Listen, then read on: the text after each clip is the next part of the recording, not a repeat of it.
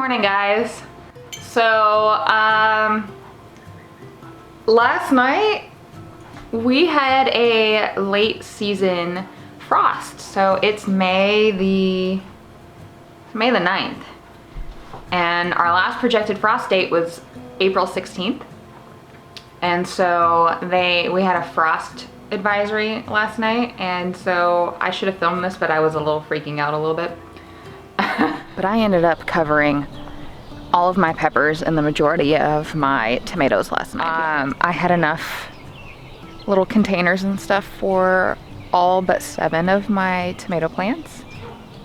All of my peppers were covered, but it's now morning and it's in the mid-40s, and it's time for us to uncover all this. Let's find out if my peppers and tomatoes survived.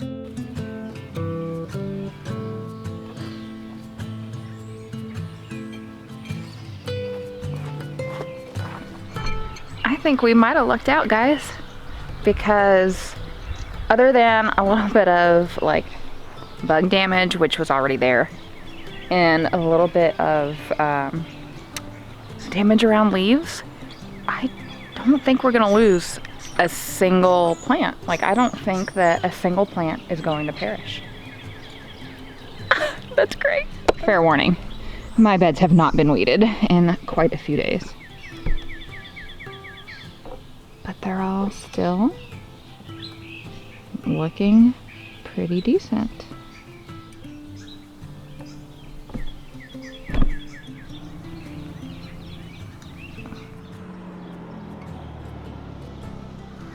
I may need to spray some of these with some neem oil, because it looks like something is making a feast out of these.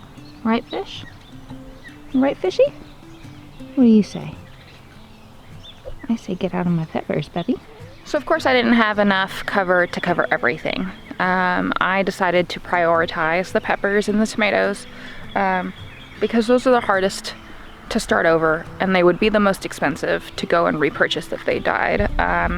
Everything else that got left out was things like balsam, herbs, zinnias, calendulas, stuff that I could easily start over without being a huge detriment to my harvest. Okra as well, I just direct sowed it last week and it's just now popping up, so if it were to have died in the frost last night, I could have easily re-sowed it and it popped right back up in a few weeks without making a huge difference.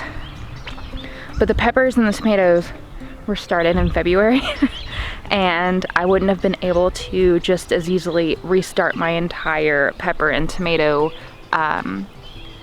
plants from seed at this point, and to replace them at the store would have cost just at least over $100, if not more.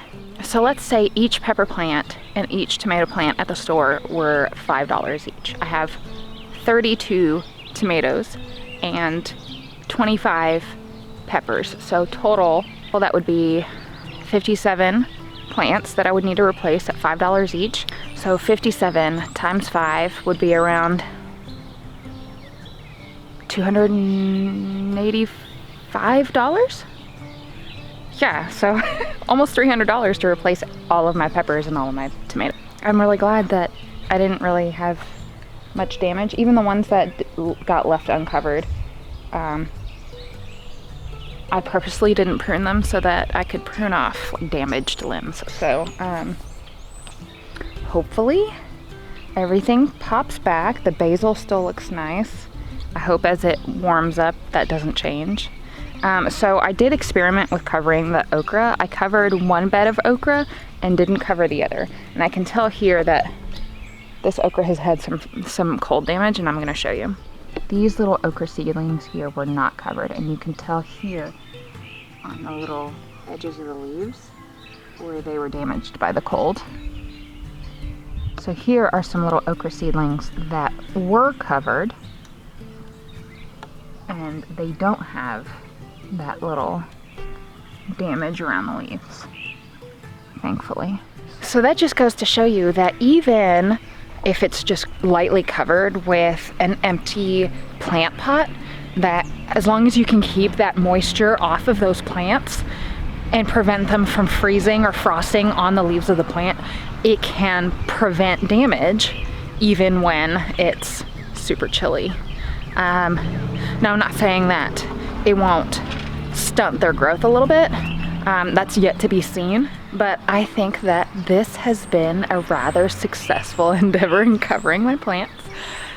And hopefully the year of 2020 will stop throwing me curveballs, and we're done with frosts now because it's May and I'm done with cold.